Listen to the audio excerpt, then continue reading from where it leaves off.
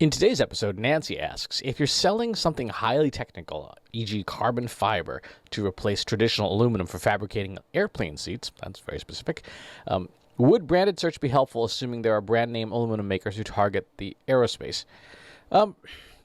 So it depends on the industry, and it depends on the behavior of your buyers. There are some industries where there's very little digital interactivity at all, right?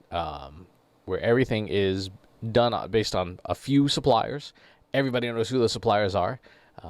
And there's a system like Ariba, for example, where all the RFPs are managed, and search may not be a part of that at all. In other industries, absolutely. If there's more than a handful of vendors and people are looking for the company by name, I mean, one of the number one terms people Google for is Google. I don't know why. So the answer to this question is that you have to set up your analytics to understand the behavior of your existing buyers first. And then once you have that information, you can make a judgment about how important branded organic search is. Here's the catch.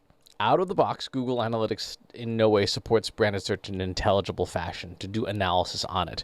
There is a built-in feature where you can define branded terms in Google Analytics, but the channel groupings and stuff are not configured for that. So that's step one, is you have to reconfigure Google Analytics to support that. Without it, you're kind of flying blind. Once you have that set up, then you can start looking at the importance of branded organic search and branded paid search on your business. Because what you can do is, once you have that defined as a channel grouping, you can then start to do things like customer journey mapping or page level conversion analysis with that as a defined channel in Google Analytics, and say, I want to see just how branded organic search drives conversions for this goal or this goal or this goal. And then you can make the determination, how important is it to us. Now, one of the other things to keep in mind is that you may have a blind spot because you may not be very good at branded or unbranded organic search.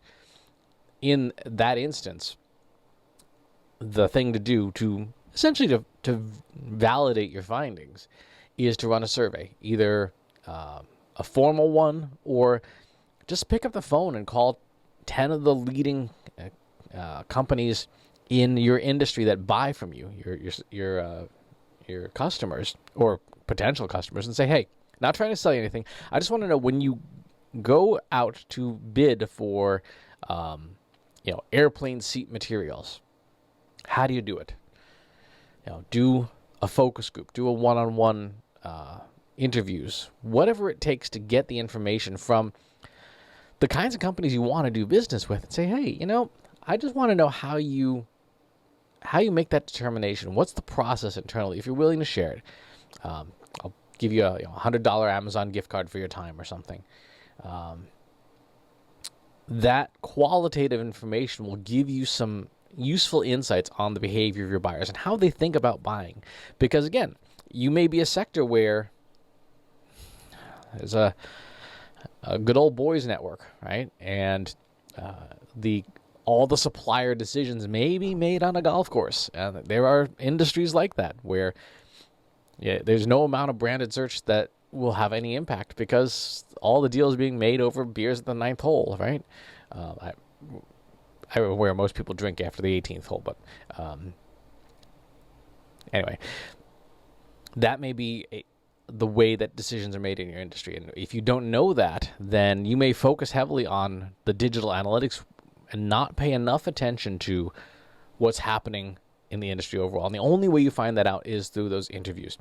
If you can't get 10 prospective customers on the line, then call 10 of your actual customers. Actually, you should probably call 10 of your actual customers anyway. And say, hey, when you were searching for us, how did you find us? Right? Again, you want to try and make sure that you're sampling from your broad potential customer base as a whole, because the people who are already customers, there's kind of a bias built into your company, and there may be blind spots in that you can't see without having the perspective of those people who have not bought from you yet. Just please don't try and sell them anything on the phone. You're there just to gather information.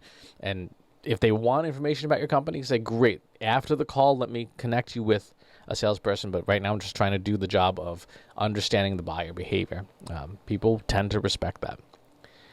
So that's the approach I would take, is set up your digital marketing analytics, your Google Analytics or the system of your choice, specifically for branded organic search.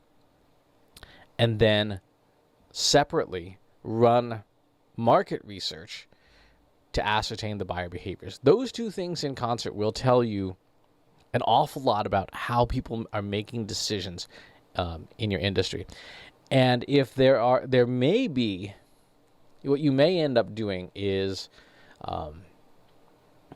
depending on how your intake forms go and your sales process goes and things like that, you may end up having two sets of data that could be conflicting, especially if you do the 10 existing customer surveys and then you have your web analytics.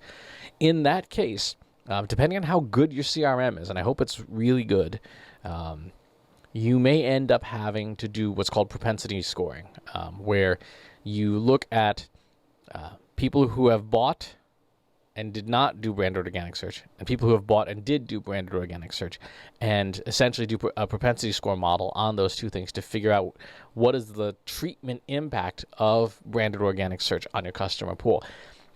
The challenge with that is that your CRM has to be really good, so good that it can separate out and essentially pull in like assisted conversion data and last touch. A lot of CRMs are stuck on last touch attribution. It's a terrible attribution model.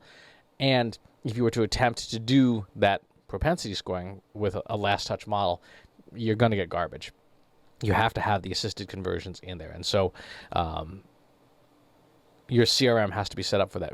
Very, very few, actually, I don't think any out of the box are set up to do that. It's a pain in the butt to do it. For sure, Salesforce.com can be made to do it unhappily. And I think HubSpot can be made to do it, but it's not, you won't be able to use any of their built-in reporting for it. You have to do it as a custom field. Yeah. It's a pain. But it can be done. And if you want to be able to ascertain the impact of any channel on customers, that would be the way to do it. So, really good question. The answer is not as clear-cut as you might think. If you have follow-up questions about this or anything we talked about in this video, please leave them in the comments box below. Subscribe to the YouTube channel and the newsletter. I'll talk to you soon. Take care. Want help solving your company's data, analytics, and digital marketing problems? Visit trustinsights.ai today and let us know how we can help you.